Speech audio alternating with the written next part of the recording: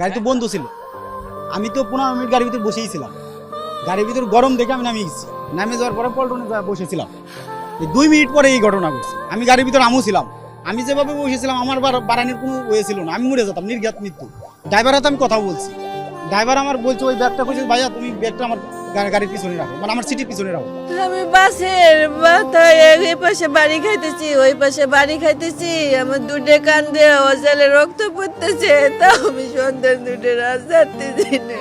আমি এই যে হাত ধরে টানতেছি, আমার মেয়ে আর চোখ খুলে না, আমার মেয়ের আসে না।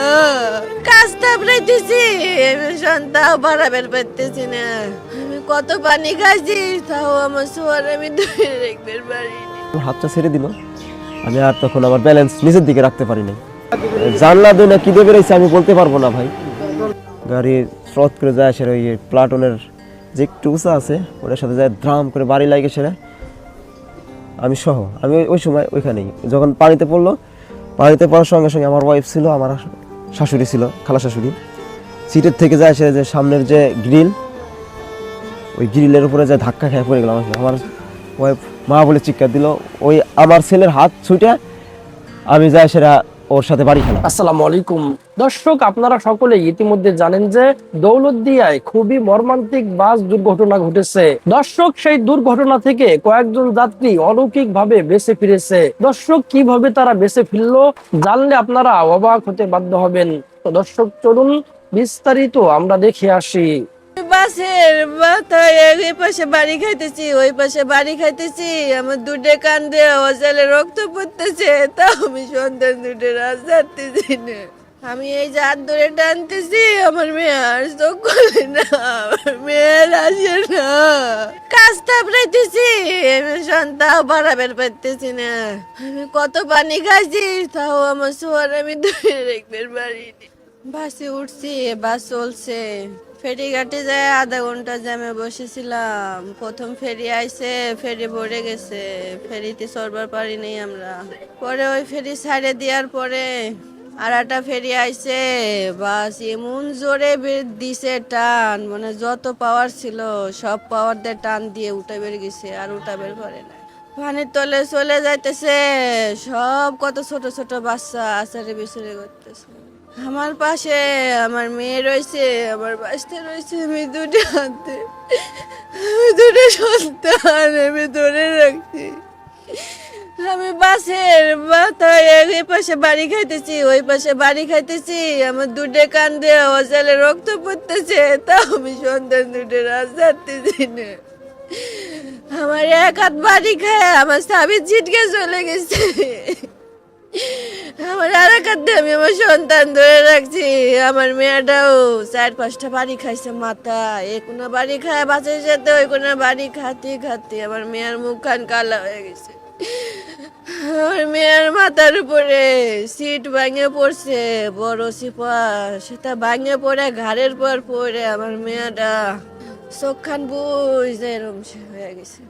আমি এই যে হাত ধরে টানতেছি, আমার মেয়ে আর চোখ খুলে না, আমার মেয়ের আসে না। আমার সন্তান আমি টাইনি আর আমার বুকে আনবার পারিনি। আমি পানির তলেও আমি সন্তান ধরে রাখছি, আমি এক হাতে কাজ তাপড়াইতেছি, আমি সন্তান বাড়াবের পারতেছি না। আমি দোমাটকায় থাকি নেই, আমি দোমাটকায় থাকলে আমি 2 মিনিটে মারা যাবো, আমি বাচ্চা বাই করবার পারবো না। আমি অজালে ওই ময়লা পানি খাইতেছি, যাতে আমি পানি খাইলেও তাও বেশিক্ষণ আমি বাঁচবার পারবো, আমি বাচ্চা দুটো বাই করবার পারবো। আমি কত পানি খাইছি, তাও আমার সোয়ার আমি ধরে রাখতে পারিনি। কতক্ষণ বাসের ভিতরে উল্টেতে পাল্টাতে আস্তে বিশ্রাতি করতে করতে কোন জায়গাতে যে বাড়ালাম আমি আর টের পাইনি।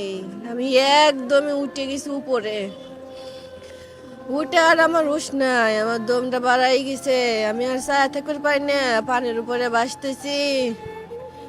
লোকজন আমার দড়ি দিছে, আমি দড়ি ধরবার পারি না, আমি তাকাইতেছি না, দেহে উপরে টিউব ছুটে ফেলাইছে আমার গার পর, আমি টিউব ধরে উপরের দিক তাহা দিয়ে মানুষ কইতেছে আপা আপনি দড়ি ধরেন, দড়ি ধরে ওঠেন। আমার দড়ি ধরার শক্তি নাই, আমি চোখ বুঝতে গেছি তখন আমার।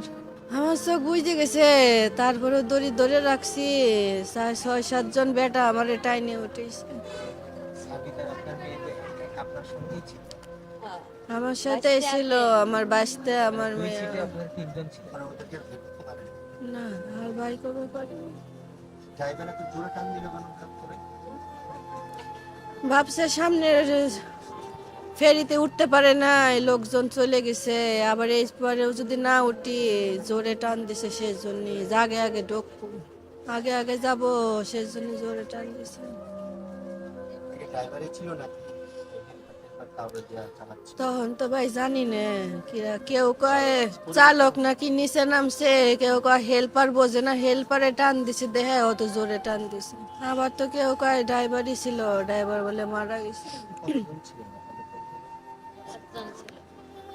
আমরা এক পরিবারের, আমি, আমার সন্তান, আমার বাস্তে, আমার বাস্তি, আমার ভাবি। আমার ওয়াইফ যখন আমার হাতটা ছেড়ে দিল, আমি আর তখন আমার ব্যালেন্স নিচের দিকে রাখতে পারি নাই। জানলা দিয়ে না কি দিয়ে বেরোইছে আমি বলতে পারবো না ভাই। গাড়ি স্রোত করে যায় সেটা ওই প্লাটনের যে একটু উঁচা আছে ওটার সাথে যায় ধ্রাম করে বাড়ি লাগে সেটা। আমি সহ আমি ওই সময় ওইখানেই, যখন পানিতে পড়লো, পানিতে পড়ার সঙ্গে সঙ্গে আমার ওয়াইফ ছিল, আমার শাশুড়ি ছিল, খালা শাশুড়ি, সিটের থেকে যায় সেটা যে সামনের যে গ্রিল, ওই গ্রিলের উপরে যে ধাক্কা খেয়ে পড়ে গেলাম। আমার ওয়াইফ মা বলে চিৎকার দিল, ওই আমার ছেলের হাত ছুটে আমি যাই সেটা ওর সাথে বাড়ি খেলাম। আমার উপরে আরও 1 না 2 জন আমার উপরে পড়লো। গাড়ি অলরেডি কাছে পানিতে পড়ে গেছে। কিছু বুঝে ওঠার আগেই হয়তো 3 থেকে 4 সেকেন্ড সময় গাড়ি পানির নিচে চলে, পানির মধ্যে ছেলের ওই সময় হাত ধরা, ঠিক আছে, আর ওয়াইফের হাত ধরা। আমার ছেলের হাতটা ছুটে গেছে, ওয়াইফের হাত ধরা। মানে কয়েক সেকেন্ডের মধ্যেই বাসটা 7-8 ফিট নিচে চলে গেছে। চলে যাওয়ার পরে আমার ওয়াইফ আমার হাত ধরাই আছে। যখন আস্তে আস্তে গাড়ি নিচে নামতেছে, আমি কিচ্ছু মানে দেখতেছি না, বুঝতে পারতেছি না যে কী হচ্ছে। আমার ওয়াইফ যখন এক মুহূর্তে, আমার ছেলের হাত আগে ছুটে গেছে, আমার ওয়াইফ যখন আমার হাতটা ছেড়ে দিল, আমি আর তখন আমার ব্যালেন্স নিচের দিকে রাখতে পারি নাই। তখন অটোমেটিকভাবে ভাইসে উঠছে। আমি জানলা দিয়ে না কি দিয়ে বেরোইছে আমি বলতে পারবো না ভাই। দরজা তো মেন গেট তো খোলা ছিল, জানালাও কিছু কিছু করে খোলা ছিল। যখন আমি বেশ কিছুক্ষণ, আমি 6-7 মিনিটের মতো আর কি পানির নিচে আমি হাবুডুবু খাচ্ছি, আমার ওয়াইফ হাত ছাড়িয়ে দিছে। আমি যখন পানির উপরে মাথা উঠছে আমার, আমি তখন আমার জ্ঞান আছে যে আমি বাসের মধ্যে নাই, বাসের বাইরে। ওই প্লাটুনের উপরে এক ভাই ছিল, উনি আমার হাত বাড়াই দিছে। প্রথমে গামছা বাড়াইতো, পরে আমার হাত বাড়াই দিছে। আমি এবার আগাইতে পারতেছি না, আমি না পারতেছি নিচে ডুব দিতে, নিচে যাইতে না পারতেছি আমি ওইখান থেকে সরতে।